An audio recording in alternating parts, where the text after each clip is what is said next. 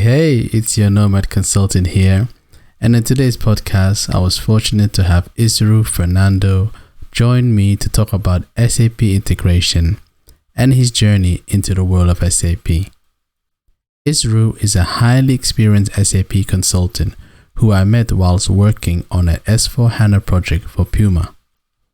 He is also the founder and CEO of SAP Integration Hub, which is a successful learning platform for system integration. This show is a must for anyone looking to become an SAP consultant or interested in transitioning to specialize in SAP integration. Feel free to drop a comment so I can also vibe from your energy and get some feedback. Hope you enjoy this session, and like always, if you like what you hear, feel free to like, share and follow. Peace and love. Take care. Okay, guys, today on Nomadic Delights, my guest is Isru Fernando, the founder and CEO of SAP Integration Hub, which is a successful learning platform for system integration website. Now, first of all, Isru, thank you for joining me today. I would like to start you off by asking you to introduce yourself. I'm lucky that I got to know you on the Puma project, but it would be great to hear from you personally. I mean, tell me a bit about yourself, like where you're from, what school did you go to? Yeah, thank you for having me, Mohammed. So great stuff that you're doing with this podcast, first of all. Mm-hmm. And yes, I was very lucky to work with you on Puma project. So I'm Isru Fernando. About my personal life, I was born in Sri Lanka, school there, and we follow the British schooling method. So I did my ordinary levels, A-levels in Sri Lanka. So by some miracle, I got selected to university. And so I went to university in Sri Lanka. And studied, I studied electronics, physics, and mathematics in university. Wow. But I had a knack for, for computer science related topics. So I started learning by myself, doing few diplomas back in Sri Lanka. And I was lucky enough to get a job in the industry. First as a Java developer. So that's how I started. After some times, moved to USA. I was there for maybe about 4-5 years. I was in Boston and then in Austin. That's nice. Now I'm back in Germany and I'm married. Congrats. Yeah, and got one kid. So. Top million congrats again, my friend. It's a tough one, balancing work, life, and family. So, congrats, my friend. Thank you, Mama. Thank you. Well, it's good because I mean that is very interesting, and kind of career path, and we'll discuss that a bit later on. But what I want to understand, even though I'm an SAP trainer and I've been involved in SAP, but for myself as well as for my followers, in layman terms, just kind of simple term, what is SAP PI and PO integration? It's very technical for me, so please, if you can try and give it in layman terms, if you don't mind. Yeah. So first of all, the PO stands for process integration and process orchestration. Okay. So in a layman's terms, I would say it's, let's say, two people speak in different languages, right? Okay. So for them to understand each other, we need someone like a translator. Translate, German to English or English to German or whatever. So a PO also, you can take it as some kind of a translator, but it's a translator for different systems that we have in our ecosystem, right? So different systems that are based on, let's say, Java cannot directly talk to cloud-based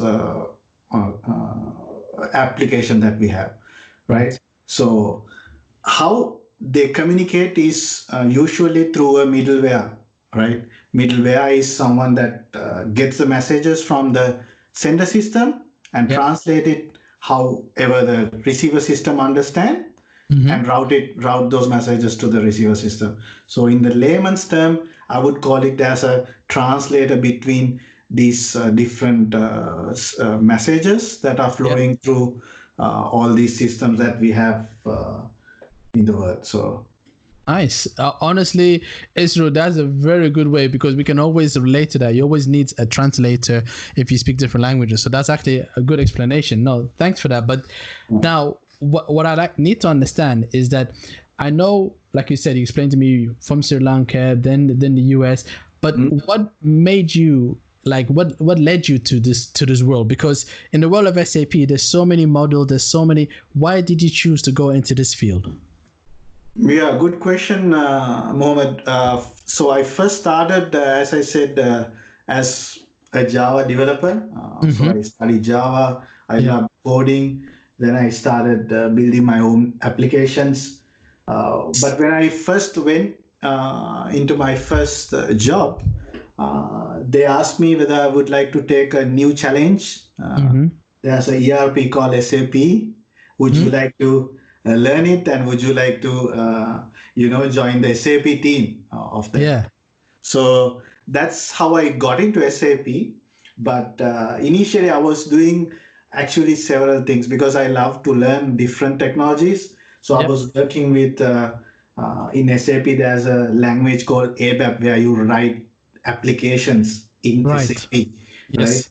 So then in SAP you have another different verticals like BobJ, which is like the reporting platform, or the BW, which is the business warehouse, the business intelligence platform. Correct. Right. So I was working with all of these different technologies because I was a fresher. I was like, I wanted to learn everything basically. Nice. I jumped from one to another, learned different things. Then after a couple of years, my company started implementing process integration, right? Okay. This middleware, SAP middleware. Then I was like, and of course they chose me to be in that project as a fresher to shadow one of the senior consultants. So I first started learning it, and I was really hooked onto it. Yeah. Because not like doing coding by yourself. It's really like you are translating messages, you are doing mappings, you understand different how different systems works, not just SAP, So it was really interesting for me. So they put me into that project, then I never looked back. Then I was like hooked on the middleware, FIA, and also process integration and process orchestration. So that's how I started. Yeah. No, it sounds really interesting because even for me, despite being a trainer, because the fact that you can, like you said, as long as you're willing to learn, and which I've really noticed along your kind of your career path, you've always been willing to take on new challenges, SAP or non-SAP. But the question I have, and to kind of, let's say, what would be the next step after this? It's because from the fact that you're dealing with all the different mappings, the fact that you're dealing with non-SAP, it's, for me, I'm using layman terms, it sounds like you're becoming an enterprise architect because you're having to, speak to all the different systems and understand how the whole process flows. Would that be something you would end up going towards, or would you stay within that field of the PO world? Yeah, actually, Mohammed, currently also I'm working as mostly as an integration architect. Nice. In the projects, because we need to look at the business process, we need to look at the external system setups, and also propose what's the best solutions for taking into those different aspects. It's not just about coding. So definitely my path is as a technical architect, enterprise architect. Plus, I want to move into more of a mentor position as well in the That's future. good. Yeah. No, that's honestly, Isru, I do know, because with SAP, it's not like a simple Office 365 installation. You have to factor in so many moving parts. So the fact that you're already doing that now, it's good to hear that you're also working in the world as well of architect. But then the question I would like to now, if we go back a few years, is that before you started out this world of PIPO, yeah, what would you wish you had known back then that would have made your life either easier or kind of like looking back, in hindsight, what are the things you wish you had known?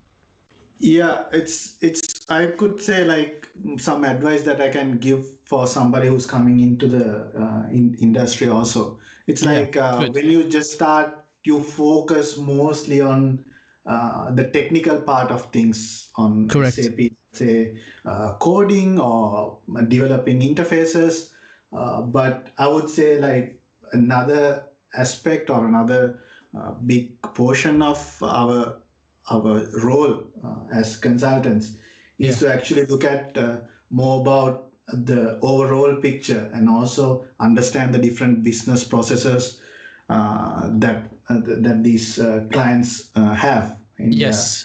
Yeah, and also more about having good sense of let's say teamwork skills, right? So those Correct. are very important, not just coding. So back when I just started, I wish I knew those things will be actually more than 50% of what we need to know, so Correct. not just coding. So I would say, yeah, sorry, go ahead. Sorry, Israel, I apologize for cutting in. Yeah, I would say, Mohammed, your people skills, team working skills, then understanding the bigger picture, solution designing, and understanding the business processes is as important as being technically sound for somebody who's in this field. Yeah. No, you're spot on, and I can vouch on that from a personal level, simply because when I was working on the Pima project, I was fortunate to spend some time with you, and you gave me, a portion of your time to explain from a high level what we were trying to do. At the same time, I've also noticed when a lot of the business meetings I had with the client, you spend that time as well. So you're right. It's easy to be a technical expert, but if you're not able to translate that into, the day-to-day life of a consultant, then it makes your life, much more difficult. So yeah, I totally agree with you. Totally agree with you.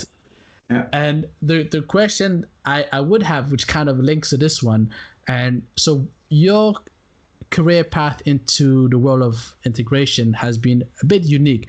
Now, would you recommend the same learning path or the skills for someone? So let's imagine someone freshly starting, new, just graduated, degree or non-degree. How would you explain to them to enter this world of integration? And besides the fact you've explained, look, you need to have customer facing skills, business process understanding, but just from I wouldn't say step by step, but what would you recommend? Yeah. Yes, not like the days back in the day when I just started. Yeah. Now the world has changed quite a lot because I first graduated in 2008 and started my job in 2008. So Nice. Those days we didn't have as many, let's say, online education, online courses like platforms like Udemy. I never knew those days we had those things, right?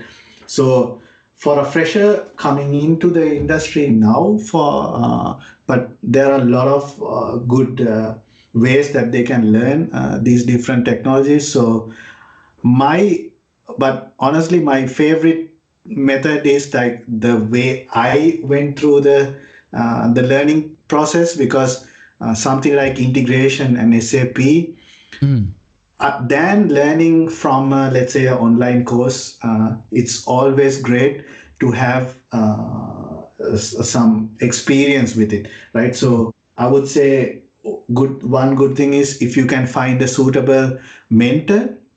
Yes. Can provide, you can get this knowledge.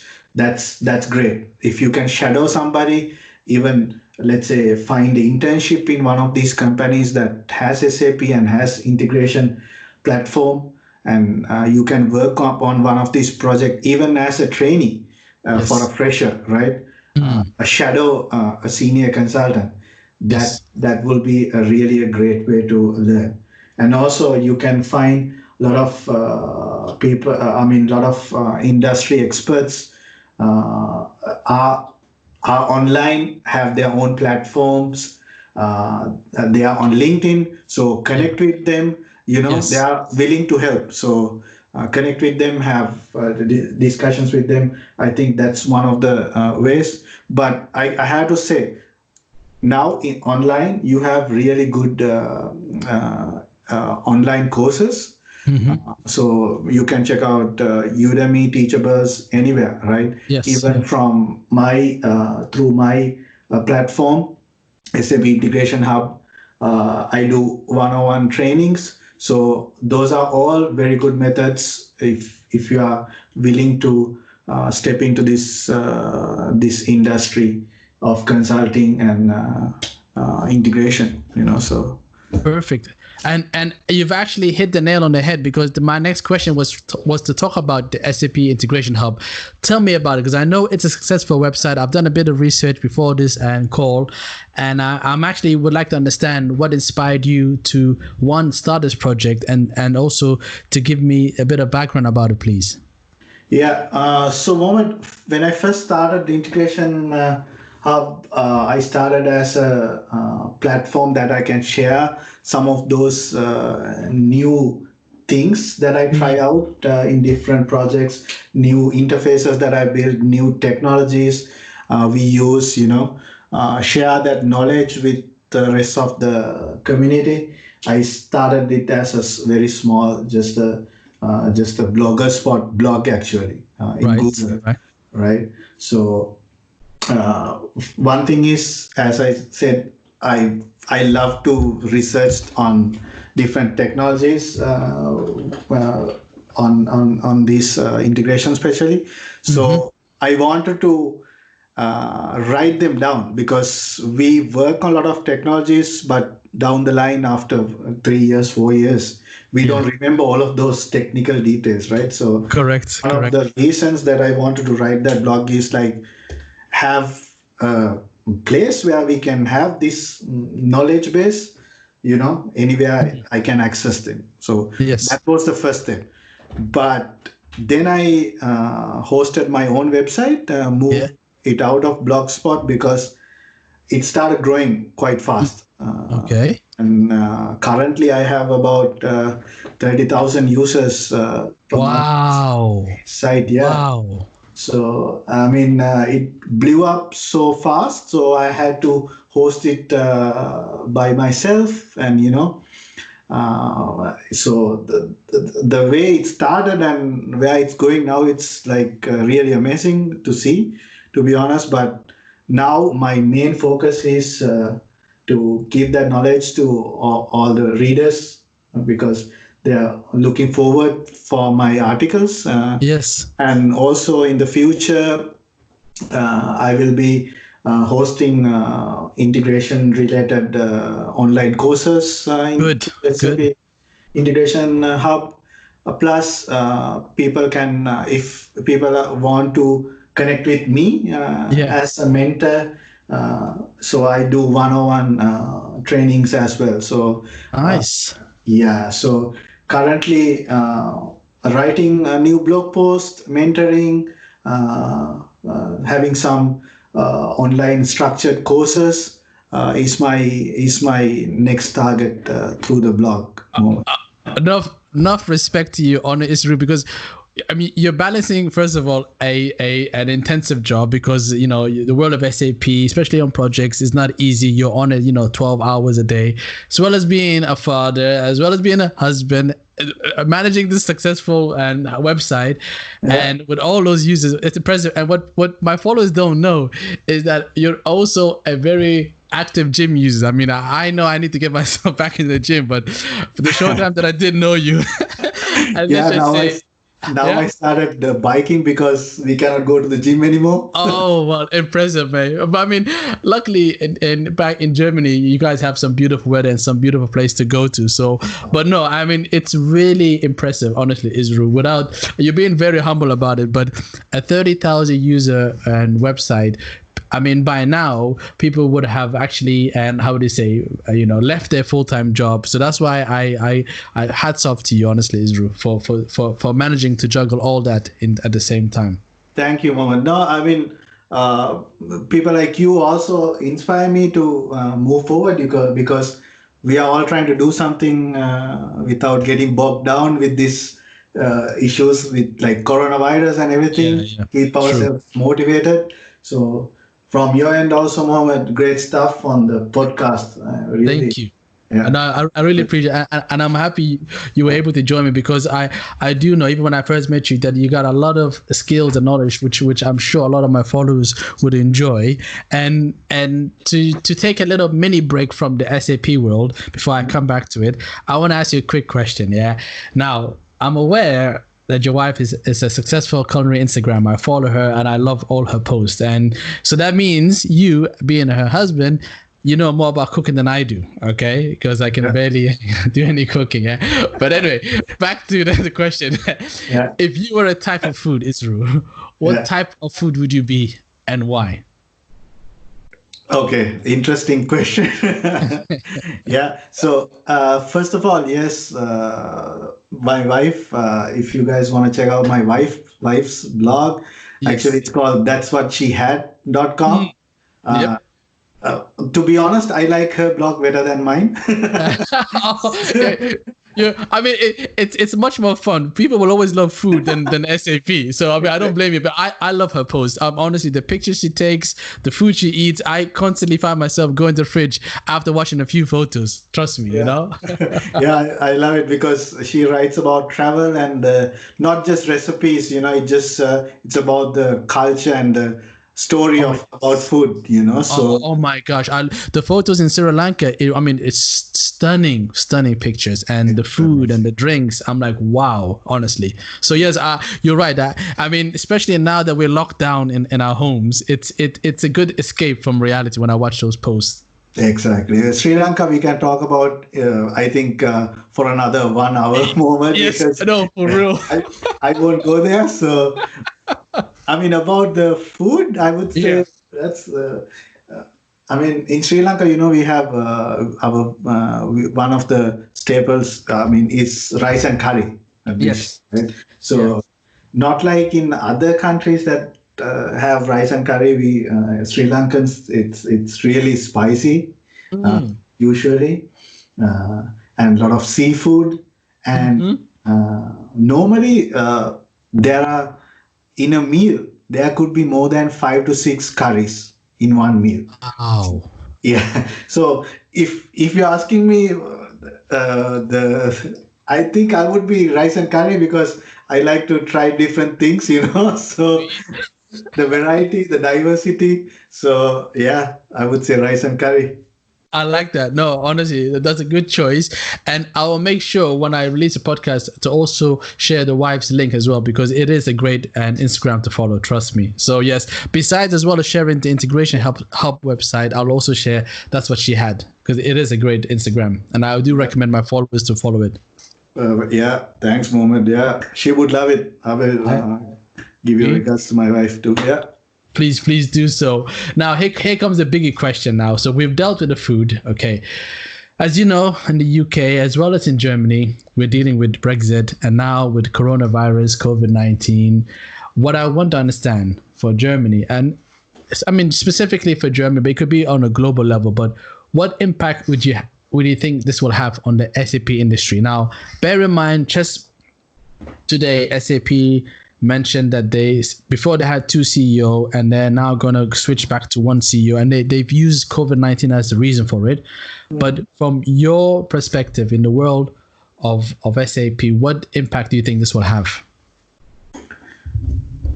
Yeah, I mean, we are all going through unknown scenarios at this moment. So in Germany, to be honest, Mohammed, looking at countries that I have lived in, I know Sri Lanka and USA and other Asian countries.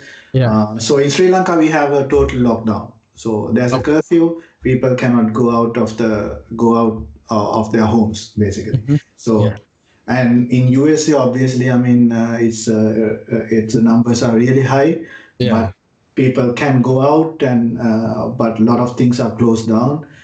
In Germany, the good thing is you still have some freedom to go out and do your workouts and go to the park if you adhere to the social distancing rules, right? So, that's right.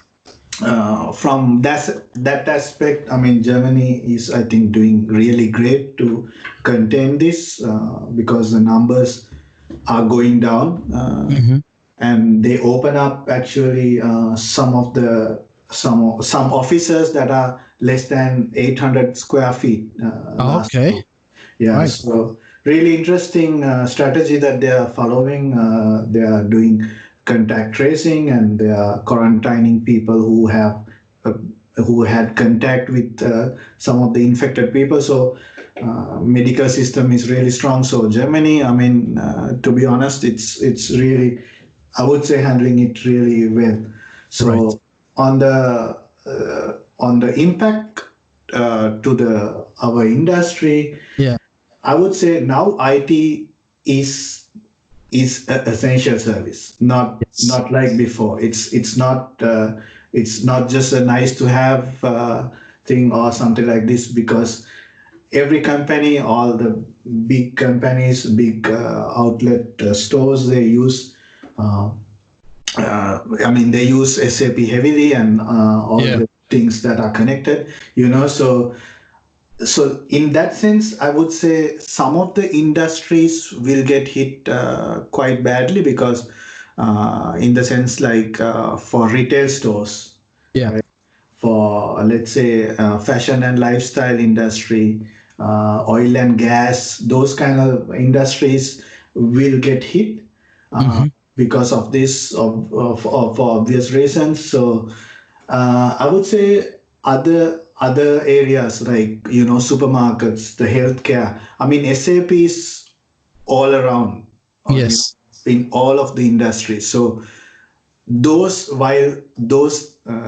healthcare and the pharmaceutical and those industries will thrive, some of the industries will go down. So depends on where you are. You might have more work, or right, or less work. So that's the thing about the impact due to. So we are already seeing most of the retail, let's say retail stores on these big box shoe companies and like apparel companies. Their stores are closed. That means 70-80% of their revenue is down. So that there will be a hard hit on those industries. So especially when that happens, all the projects that are going on in SAP and also in other IT areas gonna go into a backlog, let's say, right? So they're gonna focus mostly on what's working currently. All of those plans that they had for future implementations gonna be put on hold. I would say, like my gut feeling is another 3 months we'll look back at this and say, okay, remember the times that we had this issue, that's my hope, right? So that's true. I think some of these industries which are hard hit will have will put some projects on hold, so there will be some issues for next couple of months. No, honestly, that's a good insight there, Isru. Especially the fact, like you said, you link it to the way each countries are dealing with it. But more importantly, it's like, and the next 3 months will probably be a good sign of how we're going to deal with it. But yes, we can see from a SAP's perspective, IT is a big component. It's no longer, like you said, a nice to have. It's an essential item. So spot on. And okay, final question, because I know I need you to get back to your busy life. So, if you didn't become an SAP consultant, let's imagine you had graduated and you didn't enter, what profession would you have found yourself? Quite thought provoking. Let's see. I've been in the industry for a long time, so yeah, if I was, because I always loved coding and things to do with computer, so yeah. But I think if I did not go into this industry, I would say I would be either a aeronautical engineer or a robotic engineer, because I remember when I first graduated, I was looking at aeronautical engineering and robotics at that point. So, but in Sri Lanka, we didn't have those universities that provided those degrees. So I had to migrate to do those ones. But yeah, so if not for this, if I didn't, go into IT industry, I think one of those, aeronautical or robotics. Yeah. No, they're both good industry, but I think compared to SAP, you've done the right choice. Of course, I'm being a bit biased here, mm-hmm. but no, that's good to know.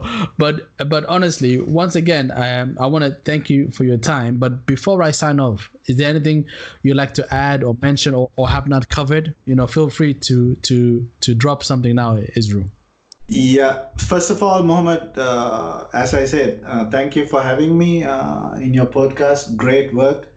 Welcome. As I mentioned, I'm always really one of the friendliest guys on the project. So glad I met you at Puma. So we work together. Really great work. Keep us motivated also to keep going. So great stuff.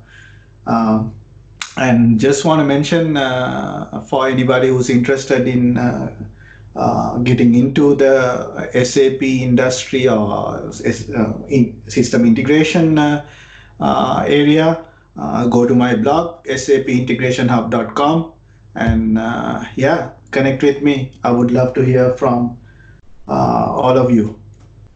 Honestly, Isru, thanks for that. I'm going to make sure when I release, I'm going to tag you on LinkedIn. I'm going to put in your website as well as that what she had linked as well too, because I think a lot of my followers would love to follow you as well as follow and your wife and Instagram. So no, thanks a million again. And I just want to say, give my love to the wife and as well to the baby, and stay in touch, my friend. Same to you, Mohammed. And most importantly, stay safe. Yes, so true. Wish you all the best and be healthy. That's no. Well, I'm hoping by the time we finish the lockdown, I mean, I ain't gonna lie, I'm gonna gain weight while I'm in lockdown. But once I'm done, I'm gonna pump up Rocky style and then come visit you in Germany. You can check me out then, yeah. Yeah, you can join me, yeah. Oh, definitely. On biking, yes. Okay, I'll get there eventually. Yeah, we'll take a baby steps at a time. But yeah, I'll start off with the gym first. All right, Mohammed. You take care, Israel. All the best. All the best, buddy. Take care. Take care, man. Bye-bye. Well, that's all, folks. Thank you for listening to my podcast, which is simply the reflections of a nomad consultant living life on a day-by-day basis. I just want to conclude by saying I appreciate the love and support you guys are showing me. Until the next time, peace and love.